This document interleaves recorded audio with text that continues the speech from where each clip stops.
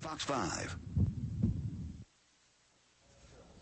The National Institutes of Health estimates that 4.5 million people in the United States suffer from Alzheimer's disease. You know, there is no cure, but there is plenty of hopeful research on the brain, including looking at ways you can stop and even reverse the effects of aging on your brain. Claudia Coffey is live in Fairfax this morning with more on how you can train your brain. Good morning.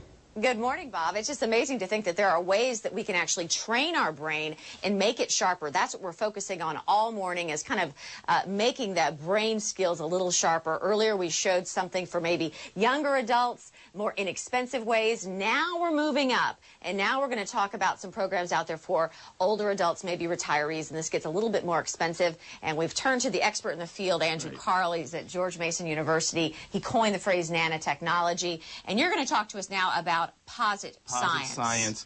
Basically, you get this in the mail. Now, you need a computer for this. Okay. But you get these discs in the mail, and this is like joining a fitness club for your brain. Okay. This is a 40-hour training system. They'd like you to complete the 40 hours in no more than 3 months. It's like sticking to that fitness program. We want about an hour a day, Okay. every other day, say for 3 months. There are 6 exercises. They're 15 minutes each, so they'd like you to do 4 And I think we have a little bit of video that we show of some people that are actually going through this exact program here.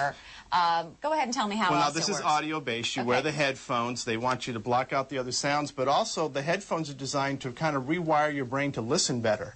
Really? A lot of what happens with cognitive deficits is frankly, we get a little lazy and stop listening as closely as we could.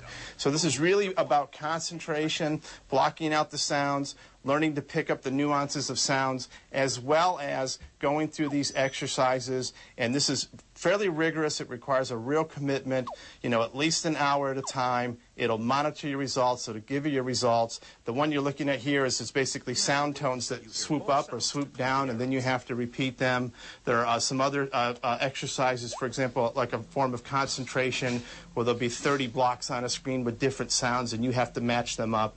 Time-based, so when you get done, how quick were you, how accurate were you, and then it's very, very detailed in the results that it will provide you over the course of the 40 hours of the training. So this is very much like having a personal trainer that will guide you along the way. It'll push you a little too, by the way. So. If you're getting 100% right on this, it'll make the questions harder. The goal is about 80%. With a lot of fitness programs, people tend to fall off the wagon. What if you stop doing it? Can you go back and pick it back up again? You can. You can go back and pick it up. It might scold you a little for having, you know, gone away. The other thing is when you get done with the first 40-hour segment, you can start a whole new 40-hour training regimen. Awesome. All right, next hour we're going to talk about something. I mean, this is nothing compared to what we're going to talk about next hour. This is almost like space age. You said you described it as something out of the Jetsons, to help your mind kind of improve its skill. But that's coming up next hour. Bob and Lark, back to you. All right, Claudia, thank you very much. Time now to check in with Allison Seymour following stories in our newsroom. Allie.